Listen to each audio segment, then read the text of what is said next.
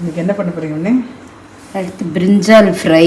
Diet அது எண்ணெய் வேணாம், எண்ணெய் கத்திரிக்காய் மாதிரி, ஆனால் எண்ணெய் இல்லாமல் சும்மா ஒரு 2 டீஸ்பூன் எண்ணெயில் ஃபுல் கத்திரிக்காயும் ஃப்ரை பண்ணிடலாம். சின்ன சின்ன கத்திரிக்காய் இந்த மாதிரி வாங்கிட்டு இது மாதிரி கட் பண்ணிக்கணும். இதை ஸ்டஃபிங்க்கு வந்து கொத்தமல்லி வர தனியா, கடலைப்பருப்பு, மிளகா வத்தல், கருவேப்பிலை எல்லாம் வறுத்து வச்சுருக்கேன். எண்ணெய் இல்லாமல் வறுத்துண்டு வாசனையாக வறுத்துண்டு அதை மிக்சியில் பொடி பண்ணிக்கணும். உப்போட கலந்துண்டு ஸ்டஃப் பண்ணி இந்த மாதிரி இட்லி கொப்பரையில் வச்சு பாயில் பண்ணிக்கணும். அதில் இட்லி வேக வச்சுட்டுருணும். எண்ணெயே இல்லாமல் சூப்பர். அரைச்சுண்டு இது கோஸாக அரைச்சிக்கணும், ரொம்ப இதுவாக அரைக்க வேணாம். எண்ணெய் போட்டு அரைச்சுண்டு ஒரு கத்திரிக்காயை எடுத்து இதை ஸ்டஃப் பண்ணிக்கணும்.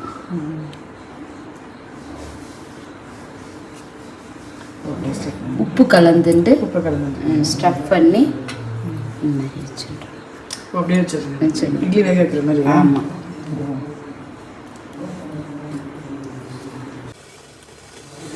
ஒரு 10 நிமிஷம் ஆகுமா? 10 நிமிஷம். என்ன வந்துட்டு இல்லை நல்லா வெந்த பிறகு 1 டீஸ்பூன் ஆயில் விட்டு கடுகு போட்டு கருவேப்பிலை தாளித்து இதை ஃப்ரை பண்ணிக்கணும். இப்போ எண்ணெய் விட்டுருவேன். எண்ணெய் 2 டீஸ்பூன் எண்ணெய், அப்புறம் கடுகு போட்டு இதை தாளிச்சு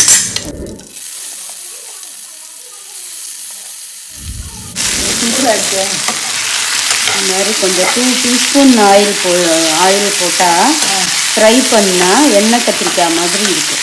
உள்ளே நல்லா வெந்திருக்கும், டேஸ்ட்டாக இருக்கும்.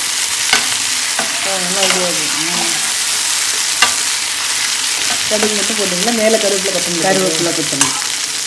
நல்ல வாசனையாக இருக்குது. இது அந்த தனியா வாசனை, அந்த வாசனை நல்ல வாசனையாக இருக்கும். இது வந்து சின்ன வெங்காயம் பொடியாக நறுக்கி இதோட போட்டு ஃப்ரை பண்ணாலும் டேஸ்ட்டாக இருக்கும். இப்போ நம்ம நோ ஆனியன்கிறனால வெங்காயம் போடலாம். வெங்காயம் சாப்பிட்றவா சின்ன வெங்காயம் பொடியாக கட் பண்ணி அதை இதில் மேலே தூவி ஃப்ரை பண்ணால் ரொம்ப டேஸ்ட்டாக இருக்கும். இது பார்க்க ரொம்ப நல்லா இருக்குது. சூப்பர் சமையல். முள்ளங்கி நல்லா இது சுண்டைக்காய் இது வேலை பண்ணியிருக்கேன் எண்ணெய் கத்திரிக்காய். ஹெல்த்தியானது, ரொம்ப சிம்பிளாகவும் இருக்குது. தேங்க்ஸ்.